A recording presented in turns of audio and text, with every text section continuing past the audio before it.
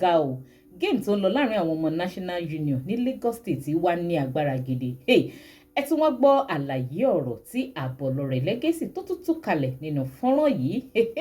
kí lóhun tó ní Istijabah ń ṣe lábẹ́ aṣọ kí ni Abolore Legacy sọ wípé Istijabah ṣe fún Tafa Sego láìpẹ́ yìí kí nìdí tó fi sọ wípé Oluomo kọ̀ láti gba ẹ̀bùn lọ́wọ́ Istijabah nígbà tó ṣẹ̀ṣẹ̀ di state chairman ní Lagos State ní nǹkan bí ọdún 4 àbí 5 báyìí sẹ́yìn ó lè kókó lẹ́tìkẹ́ o wíríwíri ọ̀rọ̀ bọ́ lẹ́nu Abolore Legacy nínú fọ́nrán yìí kódà ó tún jó di mímọ̀ wípé ọjọ́ ọ̀rọ̀ tí dé o pé ọjọ́ ọ̀rọ̀ sì ń bọ̀ tí Oluomo ó jáde láti wá sọ̀rọ̀ pé tí Oluomo bá sì fi lè lanu sọ̀rọ̀ ilẹ̀ máa mì ó gúdúgbẹ̀ máa jábọ́ lọ́jọ́ náà ọjọ́ yìí ó sì lẹ́tìkẹ́ gidi ẹ̀yin èèyàn ọ̀rọ̀ yìí ní agbára ọ̀rọ̀ àwọn ọmọ ẹgbẹ́ National Union ní Lagos State kódà nínú fọ́nrán Abolore Legacy tó sọ wípé àwọn kan gan ni wọ́n wà ní ìdí bí ìjà Oluomo àti ti Sego tí ò fi parí láti jọ ọjọ́ yìí gbogbo àlàyé ọ̀rọ̀ ilẹ̀ máa gbọ́ lẹ́nu Abolore Legacy nínú fọ́nrán yìí mo wá kí yín káàbọ̀ sórí ìkànnì DIGINAIJA television bẹ́yìn bá ṣe ń láǹfààní láti máa darapọ̀ mọ́ mi lórí ìkànnì ẹ máa bá mi subscribe ẹ máa like kẹsì máa bá mi share fídíò kó máa lọ káàkiri lórí ayélujára láì wá ní ìgbà wá lákòókò ẹ jẹ́ ń fi fọ́nrán ọ̀hún lẹ̀ báyìí ká tún gbọ́ wọn rírìn ọ̀rọ̀ lẹ́nu Abolore Legacy àwọn àlàyé ọ̀rọ̀ tó ṣe nípa irú géèmù tí Istijabah tó ń play nínú ẹgbẹ́ National Union ní Lagos State lásìkò yìí kẹ́ẹ̀dẹ̀ máa bá mi fèrò yín nípa ìsìn comment fọ́nrán ọ̀hún rè ẹ jẹ́ àtijọ́ wò. ọjọ́ ń bọ̀ lóluwáwí o ọ̀rọ̀ sì ń bọ̀ o ẹ̀yin máa gbọ́ wọn níwìnrin o ṣùgbọ́n tí ò bá jójú ṣúṣu fúrọ̀ gbọ́dọ̀ là ọ̀rọ̀ yẹn ń bọ̀ tí gbogbo yín máa gbọ́rọ̀ tẹ́ máa ṣe ha tẹ́ máa lanu tẹ́ nílé pàdé ọ̀rọ̀ pọ̀ jágbajàgba ọ̀rọ̀ pọ̀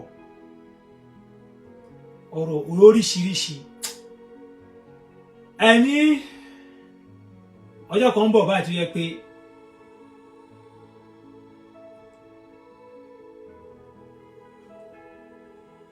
ọ̀gá mi gan máa ní just 30 minutes láti kọfí ẹ̀ fi sọ̀rọ̀ báyìí mo mọ̀ pé ìjọ yẹn máa wáyé ìjọ yẹn ẹ kọ déètì nílẹ̀ ọjọ́ yẹn máa wáyé ní nǹkan ọmọjọ́ tó lè jẹ ni pé kò ní gbọ́jọ́ kan báyìí tí ọ̀gá mi máa jáde báyìí tó máa jókòó báyìí tó dẹ̀ máa sọ 1 or 2 things jáde tí gbogbo ayé máa gbọ́ ọjọ́ yẹn ń bọ̀ ọjọ́ tíjọ́ yẹn máa wá jẹ́ ni mi ò mọ̀ ọjọ́ tíjọ́ yẹn máa wá jẹ́ òun lè mi ò mọ̀ bọ̀ ọ̀gá mi máa jáde máa sọ̀rọ̀ ńjọ́ kan ṣùwárí ìtókù ní ọ̀rọ̀ yẹn máa jọ á kúnná máa gbé fún yín kẹgbà ìyẹ̀wò tí rẹ̀ sì bá ń pàkúta kò tọ́ sẹ́nu oníbàárà ṣebí Istijabah tó ń pariwo pé ayé kíátẹ́kà là ń ṣe o kíátẹ́kà là ń ṣe o jẹun o Istijabah yẹn ṣe kíátẹ́kà dè ní unity oní unity káàkiri ẹ rí nǹkan kan ṣe sí i ó dáa jẹ́ fún yín nínú one story jẹ́ nǹkan fún yín nìkan kékeré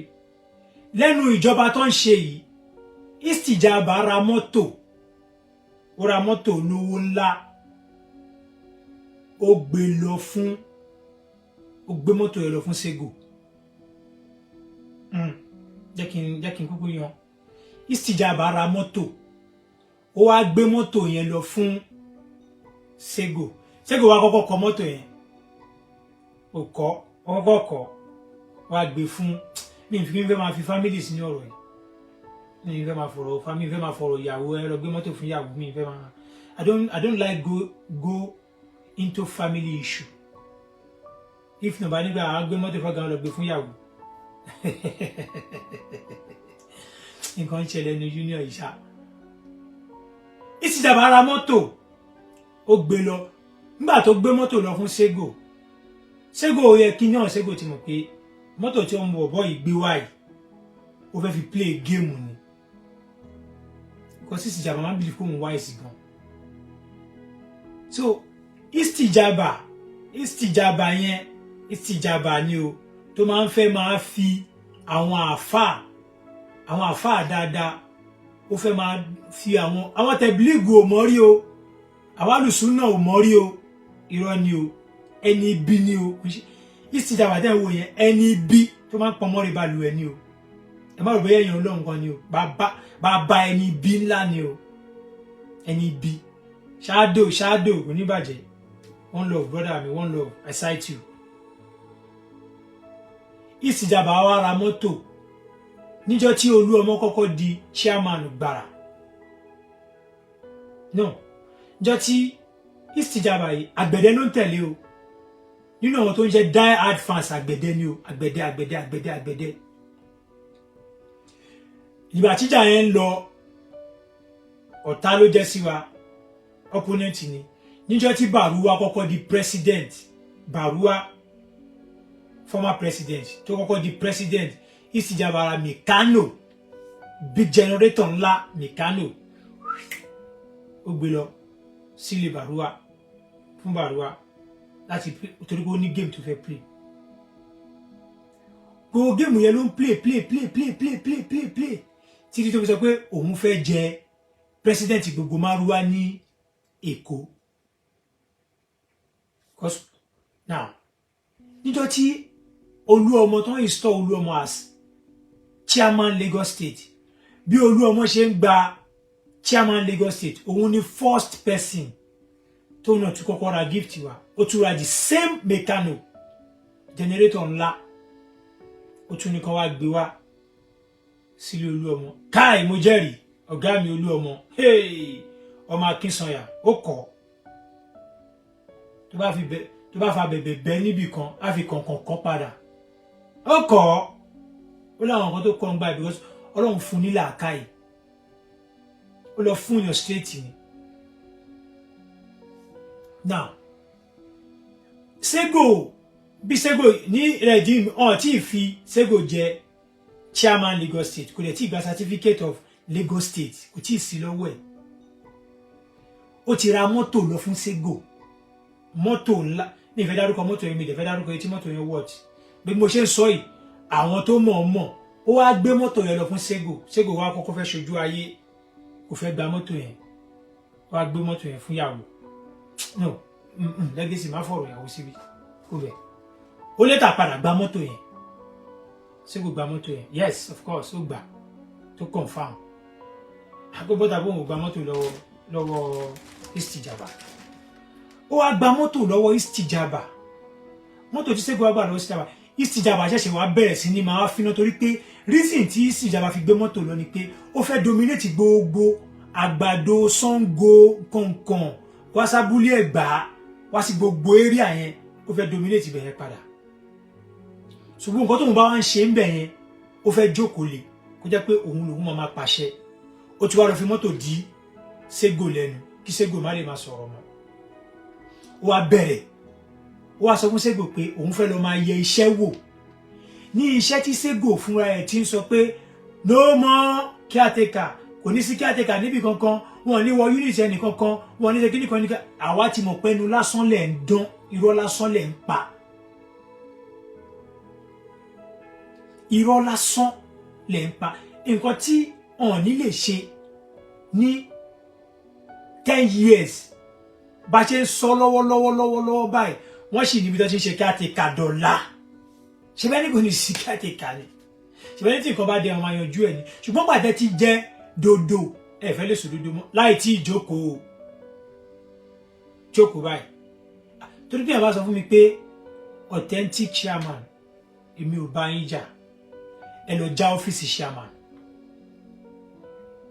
tó bá jẹ́ pé Oluomo kò lẹ́nu Lagos State tẹ́yìn bá lẹ́nu ẹ lọ já ọ́fíìsì chairman yẹn dọ̀ládé ní bí o ṣe sọ tó bá tún yìí máa ṣe meeting kí lè ní èní ni tó bá tún dijọ́ Thursday wọ́n máa ṣe meeting ní state council tẹ́ bá tó bẹ́ẹ̀ tó bá jẹ́ pé ẹ tó bẹ́ẹ̀ ẹ lọ jókòó sínú ọ́fíìsì chairman ẹ lọ já ó mọ̀ jáde wọ́n sọ wípé kẹ́ lọ já ó ti lé ní more than 2 months ní sí 3 months pé ẹ lọ já bẹ́ẹ̀ dọ̀lá ẹ tó bẹ́ẹ̀ ẹ lè já because ẹ mọ̀ pé ẹ kò sí authentic lọ́wọ́ yín ẹ lè já ọ́fíìsì yẹn ó wá sọ fún mi pé Oluomo ò lẹ́nu bàbá yín ọ̀gá ni ok Oluomo ò lẹ́nu ó lóun fẹ́ di president yẹn ó dìmú lókè wọ́n lè dìmú lókè pé ó ń lọ ó dókè mú ó dìsàlẹ̀ mú ó dẹ orópọ̀n méjì ló di méjèèjì mú báyìí ó dẹ̀ ti ń dìmú sọ ọdún kan ti pé mo sọ wípé bá a ṣe òsì bá a la ò lá nǹkan kan mo sọ story kan bọ̀ níjọ́ kan mo sọ fún yín pé mo ní géèmù tó wà ńlẹ̀ yìí o ó máa dàbí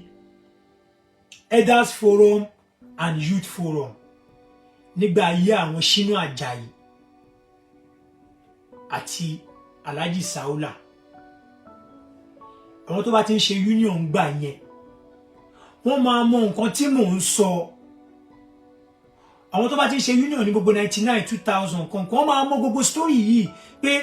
elders forum and youth forum kí ló gbẹ̀yìn ẹ̀ orí Ọlọ́run wà ní kíní yẹn ti kú orí Ọlọ́run wà ló kú ni wọ́n pẹ́rìṣì ni wọ́n sin elders forum and youth forum wọ́n sin wọ́n bẹ̀rẹ̀ now that same game tó ti bẹ̀rẹ̀ nínú union wọ́n wá wù padà nísìn ní wọ́n wá wù padà nísìn nígbà Sego Oluomo wọ́n wá lọ wù padà wá géèmù yẹn dẹ̀ deep gan géèmù yẹn táwọn bàbá yẹn ń gbá nígbà yẹn very big deep game tí wọ́n rí quench tó jẹ́ pé ṣùgbọ́n nǹkan tọ́lọ́run wá fún èmi tó fún mi ṣe níbi àárín yẹn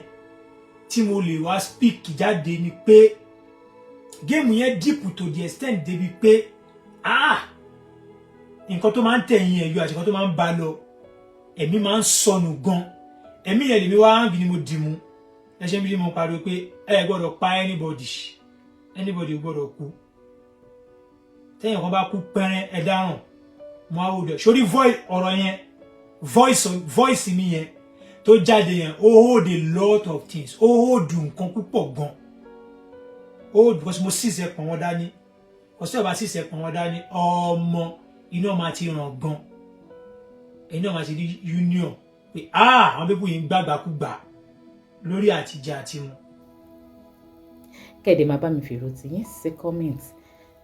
ó lágbára ọ̀rọ̀ lẹ́gbọ́n lẹ́nu Abolore Legacy ojú wo lẹ́yìn tó fi wò ìyàwó ló kọ sí yín gẹ́gẹ́ bí ohun tó wí ó ní ìjà sì ń lọ ìjà tó ń lọ lábẹ́nú gan ojú eléyìí tí ó ń bọ́ sórí ayélujára lọ ọ̀rọ̀ rẹ̀ ẹ̀yin èèyàn kí lópinion tí ẹ máa jù sí comment ẹ má gbàgbé láti máa follow DIGINAIJA online TV lórí Facebook bẹ́yìn ò bá ti follow wa tẹ́lẹ̀ kẹ́sì máa bá mi like and share kó máa lọ káàkiri lórí YouTube ẹ máa bá mi click lórí subscribe button tó wà lábẹ́ fọ́nrán ẹ̀ kẹ́sì máa like and share kó máa lọ káàkiri ká tó pàdé láyé àtàláfíà ó dàbọ̀.